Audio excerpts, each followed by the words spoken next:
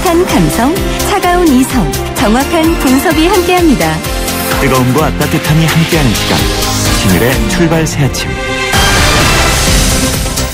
신율의 출발 새아침 3부 순서 시작합니다. 오늘도 여러분들 문자 많이 보내주셨는데요. 먼저 1726님, 청년들 눈물을 닦아주는 일이 살 길입니다. 그것이 어르신 일과 직결됩니다. 이런 문자 보내주셨고, 0399님, 쏟아지는 정책들 탁상공론이 아닌 한 개라도 실천됐으면 좋겠습니다. 8192님, 수습을 하다 보면 원인을 알고 예방도 하지 않을까요? 바로 국민안정청 장관에 관한 문제에 대한 문자 보내주셨는데요. 자, 3부 순서 광고 듣고 시작합니다.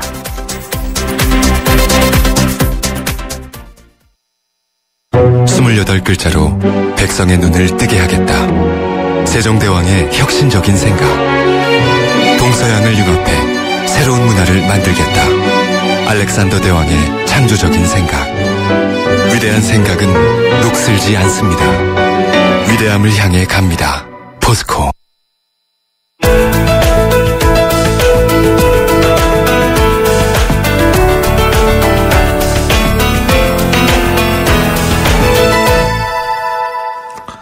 (2015학년도) 수능시험이 끝나자마자 수험생들 사이에서 올해 수능은 물수능이었다라는 비판이 제기됐습니다.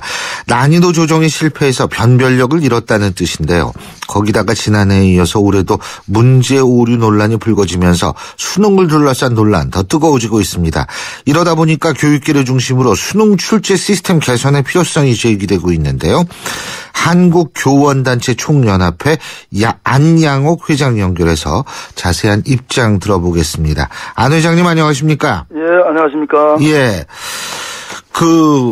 올해 수능 말이에요. 이게 물수능이다. 그래서 진학지도 맡으신 선생님들이 굉장히 헷갈리고 어려우실 것 같아요. 예? 네.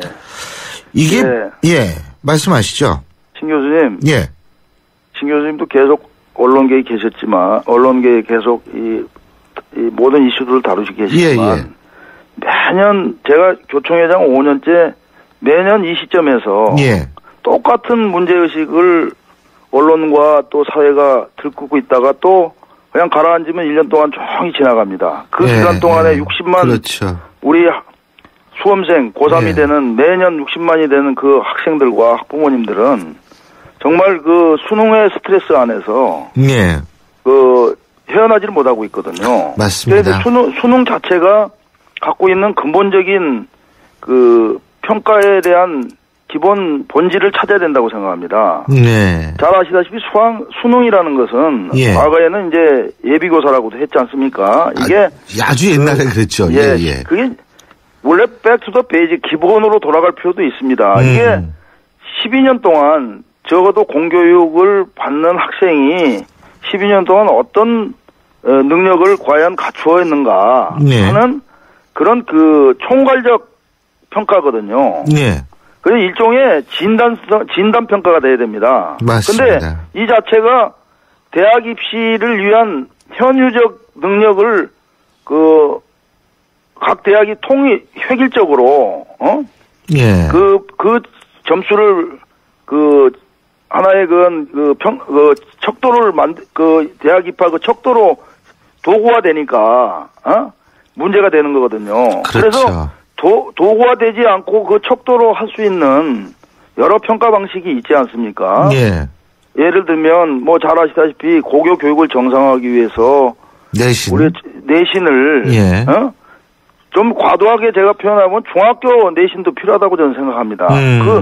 이러한 종단적인 그런 결과들을 가지고 대학이 그것을 반영을 하면 되는데, 문제는 대학도 지금 수학능력 시험 근본적으로 개혁 못한 요인 중에 하나가 수학능력 시험을 낮추고 기초학능력 평가를 하면 본고사를 부활해야 된다. 이런 논리에 함몰돼 갖고 그러면 또 대학 나름대로 막 한다라는 학부모들의 그 저항 때문에 그런데 그 사이에 정작 그 중고등학교에 그는 없어져 버렸습니다. 중고등학교 교육은 없어져 버리고 그냥 이렇게 하다 보니까 이 수능은 매년 필연적으로 이런 그 문제 오류를 뿐만 아니라 수험생들을 학교 교육과 별도의 수학능력 시험을 보는 사교육뿐만 아니라 사학습이죠. 사적으로 자기가 학습하는 별도의 학습을 하지 않으면 안 되기 때문에 예.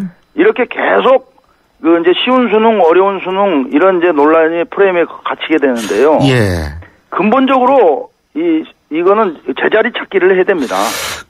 저도 지금 안양옥 회장님의 말씀에 동감을 하는 게, 중학교 내신까지도 볼 필요가 있다. 이게요, 내신이라는 건 사실은 꾸준함과 성실함을 볼 수 있는 거의 유일한 지표거든요, 지금 상황에서는. 예. 그런데 수능이라는 건 이거 진짜 무슨, 한 번에 딱 해가지고 이건 무슨 로또식으로 말해요. 그날 그렇습니다. 컨디션 좋으면 대박 치는 거고, 그날 감기라도 걸리면 완전히 쪽박 차는 거고 말해요. 그렇습니다, 예. 그 문제가 분명히 있고, 또 이 맨날 난이도 조정 이거 어렵고. 근데요. 예. 저도 대학에 있습니다만 이 난이도 조정 문제 말이에요. 이거를 보면은 지금 한 7대3 되죠. 대학 교수 대 선생님, 고등학교 선생님 대단히 문제가 출제 위원 비율이요. 그러니까 교수들이 사실 고등학생들의 어떤 수준을 알 수가 없는 거 아니에요. 그렇습니다. 예. 거기에도 문제가 있는 것 같아요. 제가 볼 때는. 그런 문제가 있는데 이제 이게 근본적으로 이 수학 능력 시험을 제가 주창하고 있고 또 사실상 일본이나 미국이 하고 있는 예. 문제은행식 기초학능력 평가를 해야 되는데 진짜 원래 수능 자체를 욕심을 부리다 보니까 예. 기초 개념 우리가 암기식 시험은 잘못됐다고 하는데 그렇지 않습니다. 기초학능력을 모든 60만 학생들이 초중고를 다니면서 어떤 기초학력을 갖고 있는가를 검증해야지 1차적으로. 그 다음에 문제 해결력이라든가 창의력을 검증해야 됩니다. 근데 예. 수학능력 시험은 그 두 마리 토끼를 다 쫓다 보니까 이것도 안 되고 저것도 안 되고 특히 지금 5.31 교육개혁 이후에 1990년대 중반 이후부터는 암기식은 안 된다. 그야말로 문제 해결식 문제를 내려 보니까 통합형 문제를 냈어요. 예. 그러다 보니까 문제 오류가 날 개연성이 충분합니다. 그리고 예. 그렇게 하다 보니까 지금 신 교수님이 지적하신 대로 문제 해결력, 창의력을 주장하다 보니까 교수 중심의 출제가 돼요. 그런데 교수들은 기초화 개념들을 초중고등학교에서 어떻게 배운지 모릅니다. 몰라요. 예. 그렇기 때문에 간극이 생기는 거죠. 예. 그런데 여기에 또 하나의 에러가 있습니다. 교육부 장관님은 황우여 장관님이 제 말을 명심하셔야 됩니다. 요게 근본적으로 해결이 안 되는 게 고등학교 교사를 그러면 비율을 많이 하게 되면 어떤 현상이 벌어지냐면 고등학교 교사가 속한 학교 그러니까 극단적으로 얘기하면 학원 선생만 들어가야 된다는 논리가 나와요. 왜냐하면 예.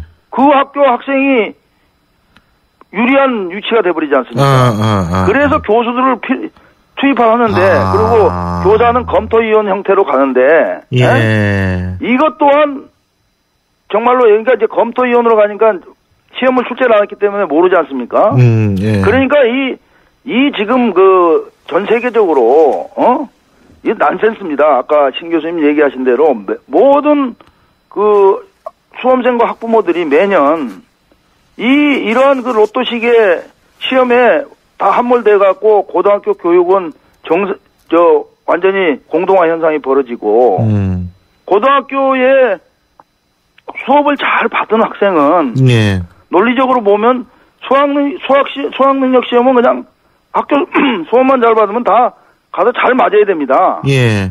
그게 정상 아닙니까? 그렇죠. 그러지 않다 보니까 사교육이 팽배되는 거예요. 그러니까 사교육의 주범에는 이 일회성, 예측 불가능성. 그렇죠. 이런 일회성 시험을 맞습니다. 교육부 장관 제가 아까도 얘기했지만 5년째 지금 네 번째 예. 안병만 장관부터 네 번째입니다만은 제가 매번 얘기를 했는데도 그냥 지나갑니다. 그분들은 손을 안 대려고 그래 이런 거. 그러다 보니까 계속 이런 오류가 범하고 이제는 이제 법원 판결까지 나왔으니 글쎄요. 매년 아마 이 오류는 계속 확률로 높아질 겁니다. 언론에서 이제 EBS 출제 문제도 얘기했지만 사실상 또 기간을 늘린다고 했는데 기간을 늘려봐야 그야말로 객관성, 공정성을 강조하다 보면 기능적 출제만 돼요. 문제 자체에 집중할 수가 없습니다. 예. 그래서 예. 아무리 기간을 보름에서 한 달, 두 달을 늘려도 그 자체는 똑같기 때문에 제가 보기엔 문재인의 기초학력직법을 빨리 전환을 해서 선진국이 왜 그리고 내신 위주로 가는 것이 맞다. 그죠? 예. 그렇게 돼야지 지금 뭐 특목고 자사고 문제도 좀 잠잠해질 수 있을 겁니다. 잠잠해지죠. 그리고 제가 차제 이번 기회를 시간을 내서 말씀드린다면 특목고 자사고도요. 예. 원래 특목고 자사고는 정말로 훌륭한 그 사회 노블리스 오블리주가 할 수 있는 사회적 인재들을 예. 하는 그런 엘리트 교육을 하는 곳입니다. 예. 지식을 많이 갖는 엘리트가 아니라 예. 적어도 모든 이게 품격과 인격이 있는 당연한 강력한 훈육을 받는 그게 원래 특목고 자사고의 원형입니다. 예. 영국의 이튼 스쿨이나 미국 동부의 사립학교가 그런 길을 가는데 우리는 인류학교 서울대, 연구대, 스카이대학 많이 가는 대학교에 전락돼 있지 않습니까? 예. 그러면 내신을 강조하고 아까 중학교까지 강조하면요. 예.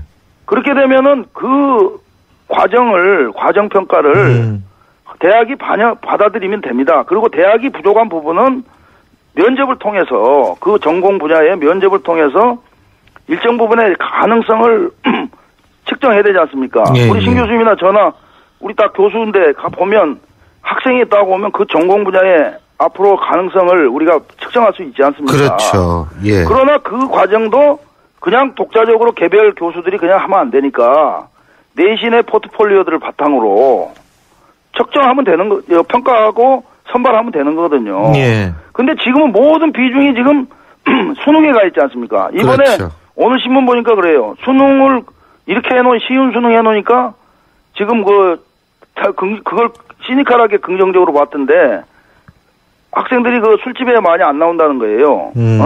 근데 그것이 뭘 반증하냐면 수능에 모든 집중이 돼 있다는 거예요. 그러니까 고교교육은 정상화될 수 없고 수능에 맞춰진 고교교육 수업은 지금 뭐 창의 인재 가서 과학교육 하자 그러는데 과학교육 실험실은 고등학교 실험실은 텅텅 비어 있고 그렇죠. 예. 먼지 쌓이는 실험실이 되는 이유는 수능이 모든 걸 지배하기 때문에 그런 현실이 벌어지고 고교교육의 선생님들은 잠자는 학생들을 통제할 수가 없습니다. 맞습니다. 지금 현실은. 예. 그러니까 이번 차제에 교육부는 정말로 예. 우리 국민들이 모두 좀 언론이 지금 막 그렇게 하고 있고 하는데 정말로 제자리 찾기를 해야 된다. 맞습니다. 예, 하는 것을 좀. 저도 그 수능이라는 걸 일종의 지금 이제 회장님이 말씀하신 것처럼 이 일종의 기초학력 테스트만 하는 걸로 하고 내신의 비중을 늘리는 것이 성실성과 꾸준함을 그렇습니다. 반영할 네. 수 있는 좋은 방법이고 한 가지만 더 여쭙겠습니다. 네네. 지금 한국교육과정평가원 말이에요. 네네. 이분들이 파스타를 굉장히 많이 좋아하시는 거는 알겠는데 네네. 문제는 이게 도대체 이게 한두 번도 아니고 말이에요. 네. 계속 반복되는 실수. 더군다나 24일 날 지금 수능 정답을 예정대로 발표하겠다고 하는데 네. 실수했으면 좀 빨리 발표해가지고 학생들이 자기 점수를 확실하게 빨리 알게 해줘야 되는 게 최소한의 도리 아닐까요? 어떻게 보십니까? 예, 신 교수님 뭐 당연한 지적이고요. 그 문제의 근원에는 이게 있습니다. 뭐 언론에도 약간 언급돼 있지만 교육과정평가원이 국무총리실 산하예요. 예, 맞습니다. 교육부는 서로 책임을 방기하는 시스템을 갖고 있어요, 지금. 저는 국무총리실에 그 인문사회 연구회를요. 맞습니다.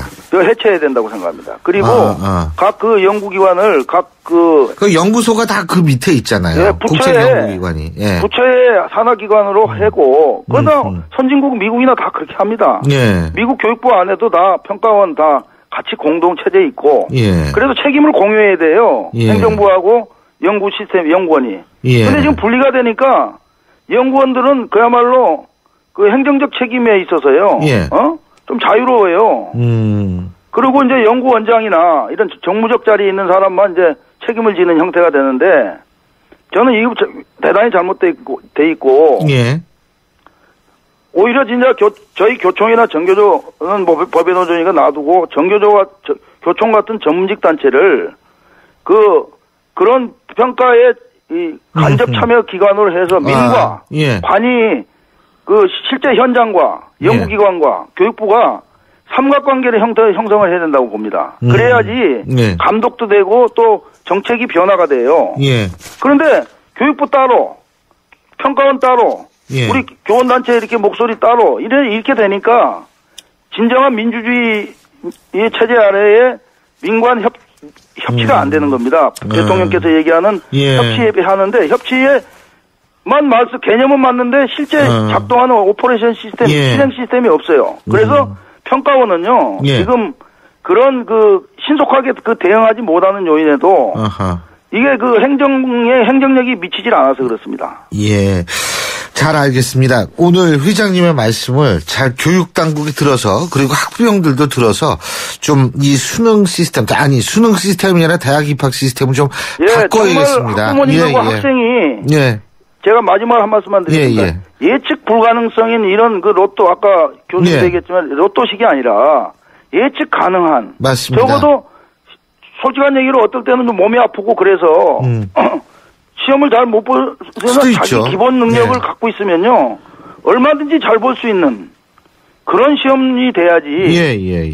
그냥 예측 불가능하게 출제위원이 누가 들어갔는가 정보를 학원이 다 파악을 해가지고 그거를 또 기업화하고 있고 그 정보력을 학부모들에게 파는 이런 기형적인 시스템을 양산하는 이거를 빨리 정말로 교육부가 제 모습으로 찾고 평가원이나 또 우리 교육계가 모두 이런 문제에 침묵하면 안 된다고 생각합니다. 맞습니다. 저만 이렇게 목소리를 내는 게 아니라 다 알고 있습니다. 현장 교사들은.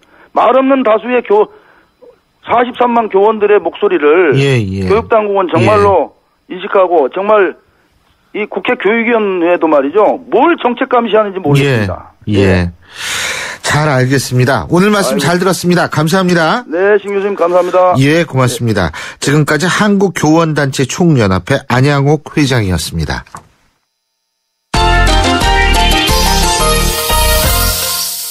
스포츠 소식 알아보겠습니다. 경향신문 김세훈 기자 연결합니다. 김세훈 기자. 네, 안녕하세요. 예. 시즌 200안타 대기록 세운 넥센 서건창 선수 말이에요. 프로야구 정규 시즌 MVP로 뽑혔네요. 네, 어제 기자단 투표 99표 중에서 77표, 77%의 몰표를 받았습니다. 예. 넥센 서건창 선수가 최우 선수에 뽑혔고요. 말씀하신 대로 프로야구 사상 처음으로 200안타를 쳤고, 득점도 135득점해서 역시 이것도 종전 기록을 깨는 대기록을 세웠습니다. 3할 7푼으로 타격왕에 올랐고요. 그래서 어떻게 보면 MVP 될 거라고 일찌감치 예견이 됐던 선수인데요. 어려움을 많이 겪었습니다. 고등학교를 졸업하고 나서 대학교 가기보다는 LG의 신보 선수로 들어갔죠. 실패를 하고 LG에서 방출이 됐고 그리고 현역으로 군복무를 했습니다. 그러고 나서 제대 후에 넥센에 돌아와서 테스트를 받고 그래서 신고 선수, 그러니까 연습생이었죠. 연습생으로 사실상 들어가서 데뷔 3년 만에 MVP에 오르는 아주 큰 일을 치렀고요. 초등학교 6학년 때 아버님이 돌아가셨습니다. 아이고. 네, 그래서 어머니하고 이렇게 같이 살고 했는데 어머니도 아들이 너무 일찍 철이 들어서 오히려 안쓰러웠다 이런 얘기를 했고요. 그럼 어머니가 많은 고생을 했는데 아들이 데뷔 3년 만에 신고 선수로 아주 MVP 오르면서 어머니한테 큰 선물을 안겼습니다. 아주 대견한 선수네요. 예. 네네. 인생에 있어서도 MVP네요. 제가 볼 때는. 그렇습니다. 우리나라 축구 대표팀 이란 원정에서 1대0으로 졌네요. 네. 어제 저희 못 봤는데. 네. 요르단을 1대0으로 꺾고 이란 원정을 어제 치렀는데요. 우리가 0대1로 졌습니다. 후반 37분에 우리가 실점을 했는데 상대 프리킥 골대 맞고 나오고 그걸 우리 골키퍼 김진현이 걷어내는 동시에 상대 이란 선수가 헤딩으로 연결했는데 골이 됐습니다. 우리 쪽에서 보기에는 골키퍼 차징의 파울을 선언할 수도 있었고 또 골을 넣은 선수가 옵사이드 위치에 있는 거로 보였어요. 휘슬을 불어도 괜찮은데 우리나라 입장에서 조금 아쉬운 석연치 않은 판정 때문에 골을 내주게 됐는데요. 우리가 최근에 경기를 치르면서 요르단도 1대0으로 이겼지만 수비는 게임당 한 골 정도를 내줄 수가 있습니다. 그래서 수비 쪽 문제도 많지만 어쨌든 실점을 많이 하고 있지는 않은데 골이 안 들어가고 있어요.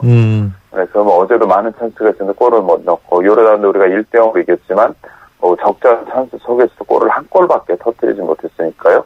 앞으로 우리 대표팀의 골 결정력을 끌어올리는데 조금 더 중점을 줘야 될 것 같습니다. 예. 그리고 야구가 올림픽에서 빠졌었잖아요. 그죠? 네. 근데 네. 2022년 도쿄올림픽에서 다시 들어가는 모양이에요. 올림픽 종목으로. 네. 이전에는 이제 개최 국가가 원하는 종목을 이렇게 살짝 밀어 넣어주는 게 관례처럼 있었는데요. 예. 이거를 IOC, 그러니까 국제올림픽위원회가 아주 못을 박아서 그런 개최 도시의 정식 종목 추가권이다.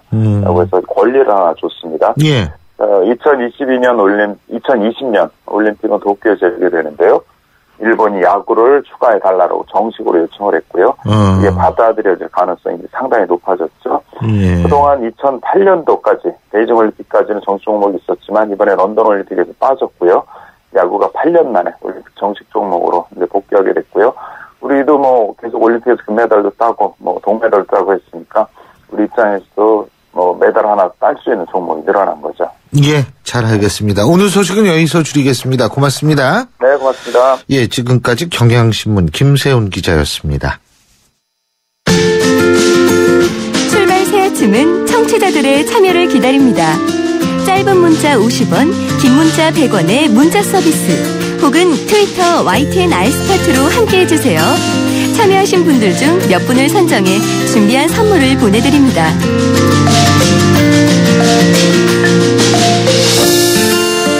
여러분 우버 택시라고 들어보셨나요? 이 스마트폰 앱을 통해서 택시기사와 승객을 연결해주는 서비스인데 우리나라뿐 아니라 전 세계적으로 확산되고 있는 서비스라고 합니다. 그런데 어제 택시 종사자들이 우버 택시가 생존권을 위협한다면서 집회를 열었는데요. 우버 택시와 택시 종사자 간의 갈등 계속 심화될 것 같습니다. 관련된 얘기 자동차 전문지죠. RPM9 팀장 박찬규 기자와 얘기 나눠보겠습니다. 박찬규 기자 나와 계시죠? 네, 안녕하세요. 반갑습니다. 우버 택시가 이게 택시가 그러니까 이게 뭐 자가용 영업행위 얘기하는 거예요? 이게 뭐예요 이게? 이건 우버는요. 네. 46개국 230개 도시에서 서비스 중인 교통 어플리케이션입니다. 예. 예, 그러니까 운전자와 이용자를 연결해주는 프로그램이다. 이렇게 생각하시면 되겠죠. 그렇죠. 그런데 거기에다가 예, 말씀하세요. 예, 우버라는 이름이 또 생소하니까 사람들이 비슷한 개념에 택시를 갖다 붙여서 우버 택시라고 부르고 있는 거죠. 그러니까 간단히 얘기한다면 자가용 영업이나 뭐 다를 게 뭐예요? 예? 그러니까 이게 우리나라에서는 우버 블랙과 우버 X라는 두 가지가 있는데, 네. 근데 우버 블랙 같은 경우는 렌터카를 가지고 영업을 하는 거고요. 네. 그리고 우버 블랙 같은 경우는 개인의 차를 이용하게 되는 거죠. 그러니까 뭐 렌터든 뭐든 간에 다우지간 예. 택시 영업 할 수 없는 일반인들이 택시 영업 같은 걸 할 수 있다 이 얘기 아닙니까? 그렇죠. 모양새로 보면 그렇다는 그렇죠. 거죠. 예. 가격이 어느 정도예요? 이 우버 택시라는 게. 우버 블랙이 논란이 됐는데 일단 이거는 기본 5,000원에 킬로미터당 1,500원, 분당 300원의 요금이 책정됐다 그럽니다. 그럼 여기는 아예 그 메타기도 달려있는 모양이죠? 어플리케이션을 통해서 이런 견적을 받을 수 있다고 합니다. 어플리케이션을 통해서 예. 기본 5,000원. 가만히 있어봐. 그러면은 제가 모범 택시 탄 적이 오래돼가지고. 그리고 예. 아까 우버 블랙이 있다 그랬는데 이거는 개인과 개인을 연결해주는 서비스거든요. 예. 요거는 무료입니다. 뭐가 무료라고요? 그러니까 우버 블랙과 우버 X가 있는데. 우버 X는 무료다. 예, 우버 X는 또 무료로 진행이 되고 있습니다. 근데 그 우버 X라는 거 그러면은 무료긴 무료인데 그거 겁나는 거 아니에요? 모르는 사람 차 타고 가는 거 아닙니까? 쉽게 얘기한다면. 어플리케이션에 기사 정보와 이제 여러 가지 상황이 뜨거든요. 평점도 뜹니다. 그동안 이용한 사람들이 평점을 매기는데 그래서 근데 그 사람은 왜 해요? 돈도 못 벌면서 그러면? 예? 우버 X라는 거 그 사람 왜 해요? 돈도 못 벌면서. 우버라는 회사에서 예. 예, 일정 부분 이제 수익 보전을 해주는 걸로 알고 있고요. 그러니까 예, 타는 사람한테는 돈을 안 받더라도 우버 회사에서 돈을 보존해 준다. 예, 일정 부분을 이렇게 보전해 주는 걸로 알고 있습니다. 그리고 예, 자기 차를 놀리는 걸 좀 아까워하는 이제 그런 분들이나 아니면 좀 시간이 좀 있으신 분들이 좀 남는 시간을 활용해서 이제 운행을 하는 걸로 그렇게 보고 있습니다. 독일에서 미파겔레겐하이트라는 게 있습니다. 미파겔레겐하이트라는 게 뭐냐면 미파 함께 간다라는 거거든요. 겔레겐하이트는 기회인데 예를 들면 어떤 사람이 프랑크푸르트에서 하노퍼로 갈 때 내가 우연히 같은 동승자 이 사람하고 같이 가는 거예요. 그럼 같이 탄 사람은 기름값만 되는 거거든요. 그렇죠. 그런데 여기에서 범죄 행위가 굉장히 많이 발생했어요. 예. 독일에서도. 그렇기 때문에 저는 이거 나이가 들어서 그런가 이거 위험해 보이는데 어쨌든 예. 우버 블랙 그렇다면 이게 자가용 영업이나 마찬가지라고 저는 본데 렌터카가 됐던 뭐가 됐던 간에 예? 그러면은 이 가격 사실 자가용 영업도 꽤 비싸요. 이 정도 비싸더라고. 예전에 택시 파업했을 때 제가 한번 불가피하게 이용한 적이 있는데 상당히 비싸거든요. 네, 그렇죠. 비싸죠. 그렇다면 이거 지금 택시업계 측에서 생존권을 위협하고 있다. 지금 이런 얘기뿐만이 아니라 이게 사실 안전을 담보할 수 있느냐 전 그것도 의문이거든요. 네, 근데 사실 택시, 우버를 이용하시는 분들 얘기 들어보면 택시도 믿을 수 없다, 이제 그런 입장을 보이고 있죠. 일단 우버 같은 경우는 어플리케이션으로 현재 위치, 그리고 예상 경로, 도착 시간, 이런 게 다 어플리케이션으로 지인과 다 공유가 됩니다. 예. 그러니까 택시 타면은 이제 현재 어디 가는지 그런 걸 알 수가 없지 않습니까? 예. 그래서 그런 점을 이제 강점으로 내세우고 있는 거죠. 그렇군요. 택시 업계가 근데 이렇게 반발할 만한 이유가 있네요, 사실은. 일단은 택시는 총량제를 시행하고 있지 않습니까? 무슨 그러니까, 아무나 이제 택시 영업을 할 수는 없죠. 그렇죠. 예, 그러다 보니까 이제 기득권 세력이라고 볼 수 있는 거고요.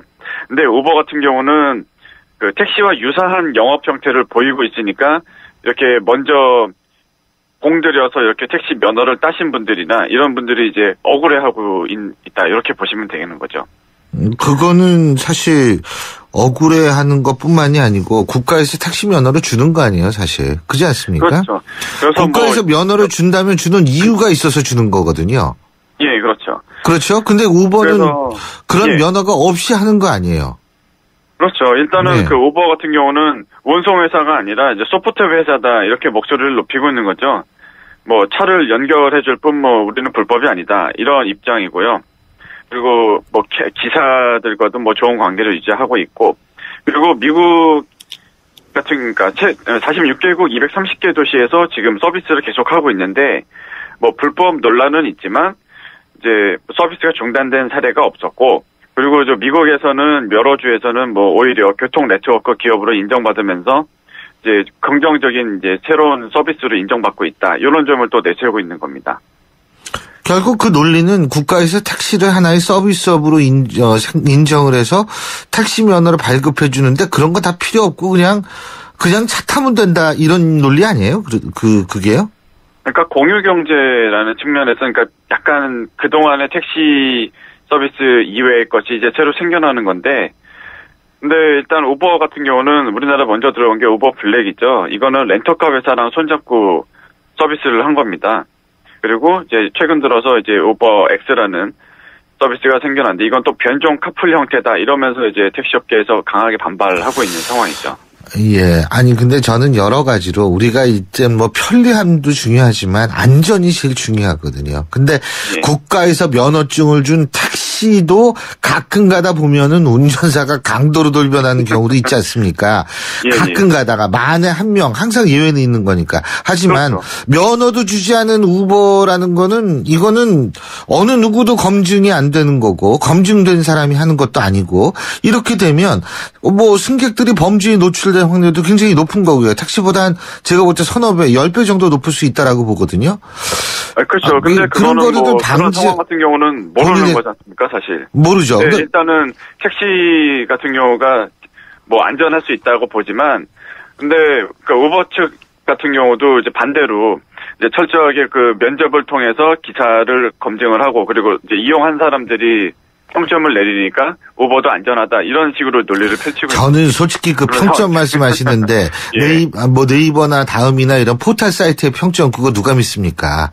예, 그거 얼마 전에도 걸렸는데 예를 들면 어떤 성형외과다 혹은 어떤 음식점이다 이런 데 할 때 너무 맛있어요. 너무 좋아요. 이거 다 조작이 가능하다는 거 아닙니까? 네? 그렇죠. 근데 이제 그렇다고 해서 뭐 제가 자꾸 우버 입장을 대변하는 것 같은데요. 사실 뭐 그렇다기보다 이런 문제가, 그러니까 우버라는 서비스가 생겨난 것도 어떻게 보면 택시 업계의 본질적인 그런 문제라든지 소비자들의 불만 이런 데서 시작된 게 아닌가 싶기도 합니다. 뭐 불만은 있을 수 있죠. 근데 가장 중요한 것은 안전의 담보가 어떻게 되는지 이 부분이 이제 중요한 그렇죠. 거고요. 예.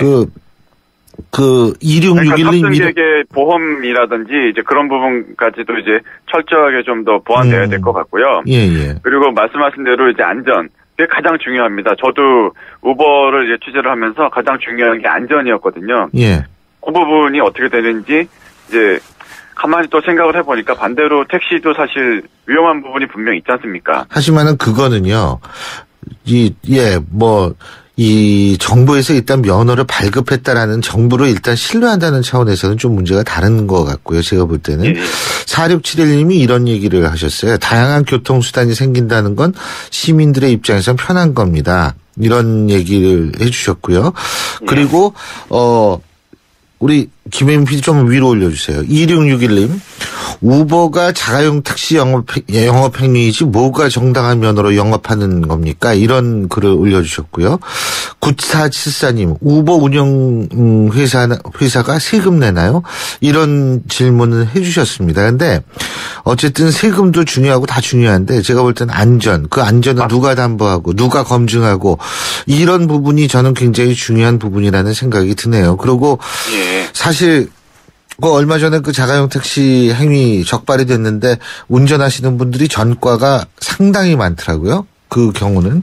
그러니까 제가 볼 때에는 어쨌든 글쎄 이게 정착이 될지 어떨지 모르지만 안전을 검증할 수 있는 시스템 개발도 필요하지 않을까라는 생각이 일단 드네요. 아까 전과 말씀하셨는데 네. 그 부분도 제가 우버에 이제 확인을 했습니다. 일단은 그 기사 같은 경우는 그 범죄 이력 이제 개인 이제 조회를 하는 걸로 알고 있고요. 이제 그래서 이제 어느 정도의 그 이력을 이제 기사의 여러 이력을 이제 필터링을 한다. 알겠습니다. 오늘 말씀 여기까지 듣죠. 고맙습니다. 예, 고맙습니다. 지금까지 박찬규 기자였습니다. 새로운 셰프 쿠쿠 하이브리드 에코레인지를 소개할게요. 요리는 더 빠르게, 화력은 더 강하게, 보온 기능까지 더 똑똑하게. 쿠쿠, 이번에도 감동이죠? 생활을 더 맛있게, 더 멋있게. 쿠쿠 하이브리드 에코레인지. 신율의 출발새 아침 3부 순서 여기까지입니다. 잠시 뒤 4부에서 뵙죠. 인천 지역 맞춤형 일자리 창출 지원 사업. 인천 지역에 맞는 맞춤형 교육을 통해 준비된 인재가 지역의 관련 기업으로 취업하는 사업입니다. 취업 희망자는 채용 희망 기업이 원하는 기술이나 지식을 배울 수 있어서 좋고, 채용 희망 기업은 기업이 원하는 능력을 갖춘 취업 희망자를 뽑을 수 있어서 좋은 인천 지역 맞춤 일자리 창출 지원 사업. 자세한 사항은 인터넷 홈페이지 injob.or.kr에서 확인하실 수 있습니다. 이 캠페인은 고용노동부, 인천광역시, 사단법인 인천벤처기업협회와 함께합니다. 대한민국 사장님들, 이보영이에요. 사업하면서 힘든 일 참 많으시죠? 이젠 노란우산 공제 꼭 챙기세요. 갑작스레 소나기가 와도 우산 하나 챙겨놓으면 걱정 없잖아요. 소득 공제는 물론 복리이자에 목돈 마련 저축도 되고 법으로도 보호되니까 노란우산 공제 하나면 마음이 든든. 50인 미만 소기업, 10인 미만 소상공인 사장님이라면 누구나 가입하실 수 있대요. 창업할 때 가장 먼저, 사업할 때 가장 가까이. 참 든든한 동행, 노란우산 공제. 이 캠페인은 중소기업 중앙회와 함께합니다.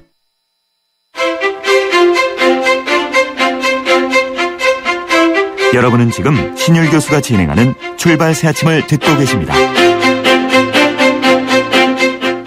신율의 출발 새 아침 4부 순서 시작합니다. 여러분 오늘도 문자 많이 보내주셨는데요. 1122님 이런 문자 보내주셨습니다. 보통 택시도 손님이 직접 가족이나 친구에게 위치 정보를 보낼 수 있어요. 맞습니다. 5280님 이러면 법이 무슨 필요가 있어요? 라는 글을 보내주셨습니다. 예, 뭐 아무리 분권화도 좋고 여러 가지 좋습니다만 뭐 그거는 사실 이용자가 판단해야 될 문제인데 저희가 오늘 우버 문제에 대해서 한번 생각을 해봤습니다. 자, 오늘 수요일 4부 빅데이터 뉴스로 꾸며지고 있는데요. 오늘도 스토리닷의 유승찬 대표, 오늘은 전화 연결해 보겠습니다. 유 대표님 안녕하세요. 네, 안녕하세요. 네. 예, 사정치연합 당권 경쟁이 뭐 좀 뜨거워지는 것 같은데 뜨거워져야 돼요. 요새 정치권 뉴스가 너무 없어요. 문재인 그렇죠. 의원 언급량이 많이 나왔습니까? 뭐 평상시에 비하면 많은 건 아닌데요. 그래서 상대적으로 한 주간 언급량이 한 7만 5천 건 정도 나왔고요. 예. 아무래도 뭐 박지원 의원이나 그 당권 경쟁을 하고 있는 그 경쟁 상대들이 언론에 나와서 비판적인 얘기를 많이 하고 있잖아요. 예. 그거 관련해서 이제 언급량들이 좀 늘어나고 있는 추세입니다. 그렇군요. 그 문재인 의원하고 함께 언급된 인물 연관은 어떻게 나왔습니까? 문재인 의원하고 지난 주간 일주일 동안 함께 언급된 인물 연관의 1위가 예. 노무현 전 대통령이에요. 그렇겠죠. 친노계의 수장이니까. 근데 예. 이게 그래서 이게 이제 사실 문재인 의원이 그 예. 넘어야 될 한 벽이라고 좀 보는데요. 맞습니다. 예. 네, 이게 친노 프레임에 갇혀 있다. 아직도. 예. 맞습니다. 노무현 전 대통령이 인물 연관의 1위라는 얘기는 이건 문재인 의원이 갖고 있는 이제 근본적인 한계를 보여주는 대목이라고 볼 수 있고요. 예. 그래서 2위가 박근혜 대통령, 그다음에 이제 안철수, 박원순, 이명박 뭐 이런 순으로 나타났는데요. 그다음에 최근에 그 비판 수위를 높이고 있는 박지원 의원 등이 이제 거론이 되고 있죠. 어쨌든 문재인 의원은 최근 들어서 뭐 필요하다면 친노 계파를 해산할 수도 있다 이런 발언까지 이제 강도 높은 발언을 하고 있지 않습니까? 계파가 근데 선언으로 해산이 됩니까? 뭐 그렇진 않겠죠. 네. 예. 근데 문재인 의원 뭐 SNS에선 그 여론이 어때요? 좋아요? 그러니까 최근에 이제 뭐 안보 문제나 예. 그다음에 경제 문제, 그러니까 진보 성장론 뭐 이런 거 언급하면서 좀 이 다양한 어젠다들에 대해서 언급을 하고 있어요. 예. 뭐 당권 행보이자 대권 행보다 뭐 이런 얘기들이 좀 있는데요. 최근에는 이제 카트라는 영화가 있지 않습니까? 맞습니다. 비정규직 문제를 예. 다룬 여기 시사회에 가서 비정규직 법안을 이제 노무현 그 정부 참여정부 때 통과를 시켰는데 예. 여기에 대해서 처음으로 부끄럽다, 미안하다 뭐 이런 반성이 담긴 발언을 해서 화제가 좀 됐습니다. 네, 처음으로 아무튼 이 노무현 정부 때 한 어떤 정책에 대해서 이 공식적인 반성과 사과를 한 케이스라서 이제 많이 주목을 받았다. 예. 이렇게 볼 수 있을 것 같습니다. 알겠습니다. 자, 그러면 이번 주 SNS 인물 언급량 순위 알아보겠습니다. 먼저 6위부터 10위까지 알아보죠. 용경빈 아나운서. 네, 먼저 10위입니다. 이분 때문에 주식시장이 들썩들썩거렸죠. 삼성 SDS 상장권으로 오른 분입니다. 이재용 삼성전자 부회장입니다. 지난 2012년 대선 과정에서 박근혜 대통령 후보와 관련한 허위 사실을 유포한 혐의로 기소된 주진우 시사인 기자가 징역 2년을 구형받았는데요. 주진우 기자 이번 주 9위입니다. 8위는 안타까운 죽음을 맞이한 마왕 신해철 씨고요. 7위는 박정희 기념관과 기념동상으로 7위에 올랐습니다. 박정희 대통령입니다. 6위는 무상급식 논란 등으로 연일 뉴스의 중심에 있는 분입니다. 박원순 서울시장입니다. 예, 용경빈 아나운서 수고하셨고요. 주진우, 이재용 뭐 이런 인물들이 등장을 했네요. 예? 네, 이번 주에는 그 주진우 기자가 1심에서 무죄 선고를 받았었는데요. 예. 2심에서 이례적으로 항소심에서 이제 징역 3년을 선고받았어요. 예, 그러니까 이게 지금 선거법 위반 문제죠, 그죠? 그렇죠, 네. 예, 예. 그래서 뭐 어쨌든 1심 판결과 굉장히 다른 판결이 나오면서 이제 언급량을 늘렸고요. 여기에 대해서는 뭐 비판적인 여론이 좀 많았습니다. 그러니까 줄서기 하는 거 아니냐, 뭐 이런 얘기들이 좀 많았고요. 그다음에 이재용 삼성 그룹 부회장인가요? 지금 직책이 정확하게 모르겠는데 아무튼 예, 부회장 맞습니다. SDS가 상장을 했죠. 예. 예.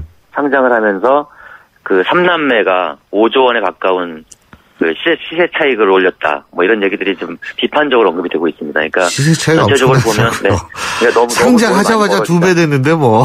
그러니까 예. 뭐 2배 정도가 넘는 것 같고요. 예, 지금은 넘을 거예요. 첫날 2배 됐으니까. 이런 것이 사실은 전체적으로 보면 어떤 상대적 박탈감 이런 것들을 느끼게 할 수 있잖아요. 그러니까 특히 월급 생활자들 같은 경우는 갑자기 이렇게 큰 돈을 벌어가니까 네. 여기에 대해서 비판적인 얘기들이 좀 많이 나오고 있습니다. 저는 상대적 박탈감 안 느끼는데. 아니, 그래요? 너무 커서요? 비교가 돼야지 상대적 박탈감을 느끼지? 엄청난데 무슨 박탈감입니까? 예. 네. 완전히 딴 세상 사람들이죠, 뭐. 우리가 뭐 신들을 부러워할 수는 없는 거 같아요. 기가 막히게 돈이 많은 사람들. 그래도요, 총 투자 금액이 237배의 수익이 났다. 이러면 좀 배가 아프긴 하죠. 아니, 돈 갖고 장난하는데 뭐 어떡하겠어요, 이거 가지고.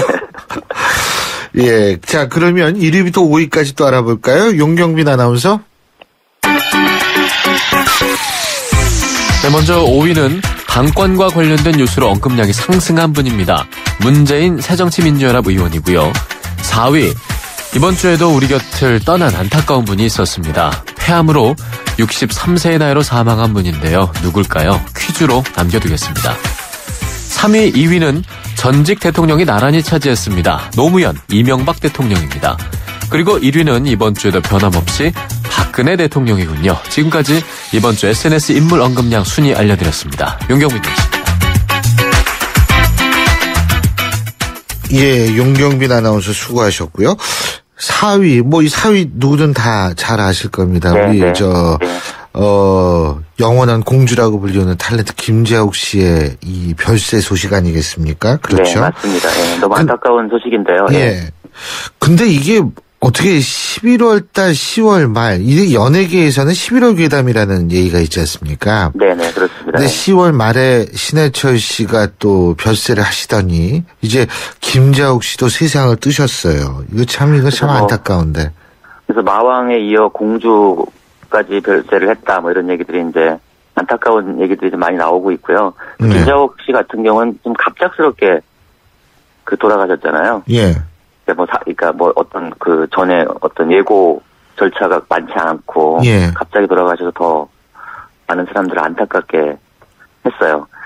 전체적으로 보면 박근혜 대통령 언급량이 한 6만 4천 건 정도로 평소 이 언급량에 비해서 한 3분의 1 정도 줄었거든요. 그러니까 전체적으로 보면 정치인들에 대한 언급량이 3분의 1 가까이 떨어져 있는 상태. 그 당연히 일이 없잖아요. 정치적 보관이 굉장히 팽배해진 상태를 이제 이 SNS 여론에서 보여주고 있다. 이렇게 볼 수 있을 것 같습니다. 그리고 지금 정치적 사안이 굉장히 좀 빈곤한 시기거든요. 그러니까 이제 그렇게 되는데, 그래도 이명박 전 대통령은 사자방 덕분에 2위를 하고 있네요. 예? 여기는 뭐 어쨌든 뭐 국정감사가 됐든 뭔가 이 결론을 한번 내야지 될 문제이기 때문에 계속 아마 그 고공행진을 이어갈 것으로 보입니다. 이명박 대통령 같은 경우는. 그렇죠. 그리고 5위가 문재인 의원인데 역시 이것도 당권과 관련된 얘기인 것 같은데, 그렇죠? 그렇죠. 네, 그럼에도 불구하고 주간 언급량이 뭐 2만 3천 건 정도니까요. 네. 그렇게 높은 건 아니죠? 높은 건 아니죠. 굉장히 낮은 거죠. 그럼 하루에 이 정도 올라와야 정치적 관심이 있다 이렇게 볼 수 있는데. 예. 네. 당권 경쟁 연관은 어떻게 돼 있습니까? 당권 경쟁 연관어는 지금 뭐 이제 아무래도 저쪽에서 친노 얘기를 많이 하고 있잖아요. 예. 친노란 연관은 좀 많이 올라와 있고요. 그 다음에 이제 정세균, 박지원 등 경쟁 상대들. 예. 연관어들이 이제 높게 올라와 있는 상태이고요. 여기에 대해서 뭐 이렇게 긍부정 여론이 첨예하게 부딪히고 있지는 않습니다. 그러니까 그냥 사실, 그러니까 박지원 의원이 방송에 나와서 한 말, 예. 정세균 의원이 한 말, 이런 말들이 정동영 의원도 뭐 광주에서 굉장히 강력한 발언을 했잖아요. 예, 예. 네. 그런 이야기들이 그냥 퍼지고 있는 상태다. 그러니까 이것이 뭐 논쟁이 되면서 큰 관심을 끌고 있는 상태는 아니다. 이렇게 볼 수 있을 것 같습니다. 그렇군요. 예, 지금 뭐 문자 보내주고 계신데 1758님 김재욱 씨 사망 정말 너무 슬퍼요. 1122님 저는 택시기사 윤은기입니다. 김재욱 씨 많이 좋아했는데 뭐 이런 글을 올려주고 계신데요. 김재욱 씨 연예인 분이 돌아가시면 굉장히 거기에 대해서 이 충격을 받는 경우가 많죠. 저도 사실 예, 김재욱 씨 굉장히 놀랐어요. 연세도 그렇게 많지도 않으시고 얼마 전에 꽃보다 누나 여기에도 나오시고 이랬었는데. 그리고 뭐 영원한 공주로 알려져 있고요. 그럼요. 예. 네, 그래서 더 안타까움이 큰 것 같습니다. 그렇습니다. 고인의 명복을 빌겠습니다. 예, 오늘 말씀 여기까지 듣죠. 고맙습니다. 네, 고맙습니다. 예, 지금까지 스토리닷의 유승찬 대표였습니다. I started this war killing Germans in Africa. Now I'm killing Germans in Germany. 역사를 바꾼 그들의 불가능한 전쟁이 시작된다. 300 of them. We had run before. Why are we gonna run now? Come on! We are on our own. Here we go. 브래드 피트, 로건 레먼, 퓨리. 11월 20일 IMAX 대개봉. 15세 이상 관람가. 신율의 출발 새 아침, 저희가 준비한 순서 오늘 여기까지입니다. 저는 내일 오전 7시 15분에 다시 오겠습니다. 지금까지 신율이었습니다. 고맙습니다.